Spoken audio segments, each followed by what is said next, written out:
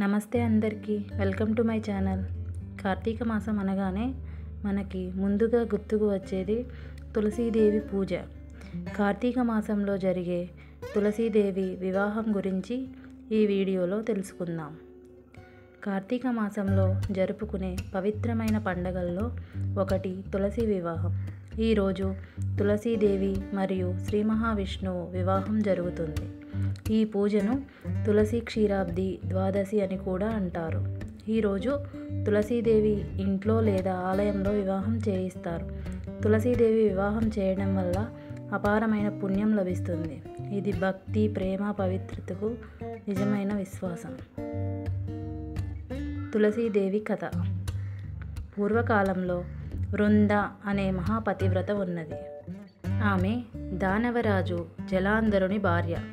జలాంధరుడు దేవతలకి విరోధిగా ఉండేవాడు. అతనికి వృందాదేవి యొక్క పతివ్రత శక్తి రక్షణగా ఉండేది. దేవతలు ఆ శక్తిని తొలగించడానికి శ్రీహరిని ప్రార్థించారు. శ్రీహరి జలాంధరుడి రూపంలో మాయగా వృంద దగ్గరికి వెళ్ళాడు. వృందాదేవి మోసపోయింది. పతివ్రత శక్తి తగ్గిపోయింది. జలాంధరుడు ఆ తర్వాత యుద్ధంలో మరణించాడు. వృందాదేవి కోపంతో శ్రీహరికి శాపం ఇచ్చింది. నన్ను మోసం చేసిన నీవు కూడా విడిపోవాలి అని. ఆ శాపం వల్ల శ్రీహరి శిలగా మారి శాలిగ్రామంగా ప్రసిద్ధి చెందాడు. వృందాదేవి తన శరీరాన్ని విడిచి తులసి చెట్టుగా అవతరించింది. ఆ తర్వాత శ్రీహరి తులసీదేవిని వివాహం చేసుకున్నాడు. ఇది భగవంతుడు మరియు భక్తురాలి పవిత్ర కలయిక. ఇదే తులసి వివాహం పుట్టుక. తులసి వివాహం ఎప్పుడు చేస్తారు? తులసి వివాహం కార్తీక శుద్ధ ద్వాదశి నాడు చేస్తారు. దీనిని క్షీరాబ్ది ద్వాదశి అని కూడా అంటారు. కొన్ని ప్రాంతాల్లో ఏకాదశి లేదా పౌర్ణమి రోజున కూడా చేస్తారు. ఈరోజు ఇంట్లో లేదా దేవాలయంలో పూజ చేయవచ్చు. శుభముహూర్తం ప్రకారం ఉదయం లేదా సాయంత్రం వేళలో చేస్తారు. ముందుగా తులసి మొక్కని శుభ్రం చేయాలి. తాజా నీళ్లు పోసి చుట్టూ రంగవల్లులు వేసుకోవాలి.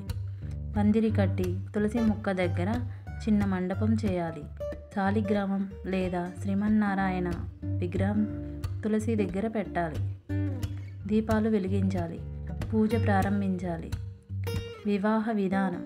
ముందుగా గణపతి పూజ చేయాలి. తర్వాత తులసీదేవి మరియు శ్రీమన్నారాయణ్ణి ఆలపించాలి. పసుపు, కుంకుమ, పుష్పాలు, పండ్లు సమర్పించాలి. తులసి మరియు విష్ణువుకి మంగళసూత్రం కట్టాలి. కంకణం వేయాలి. అక్షింతలు వేసి హారతులు ఇవ్వాలి. ఓం తులసి నారాయణాయ నమః అని జపం చేయాలి.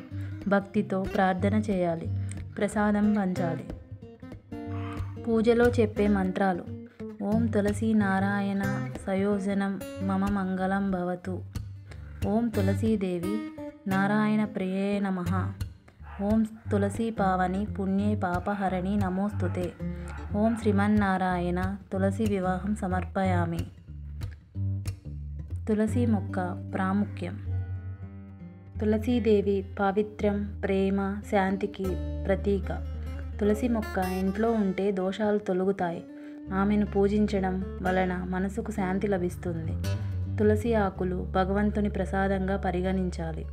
తులసి పూజ లేకుండా విష్ణు పూజ పూర్తి కాదు. తులసి మొక్క నియమాలు. తులసి మొక్కను ఉత్తర లేదా తూర్పు దిశలో ఉంచాలి. ప్రతిరోజు నీళ్లు పోసి దీపం వెలిగించాలి. తులసి దగ్గర మురికి వస్త్రాలు పెట్టకూడదు. ఆకులు శుభ్రంగా మనసులో భక్తితో మాత్రమే తీయాలి.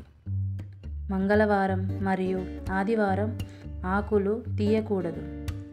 రాత్రిపూట దీపం ఆర్పకూడదు. తులసి వివాహం చేయడం వల్ల లభించే ఫలితాలు. తులసి వివాహం చేయడం వలన పాపాలు క్షమించబడతాయి. భక్తి, శాంతి, ఐశ్వర్యం లభిస్తాయి. కుటుంబంలో ఐకమత్యం పెరుగుతుంది.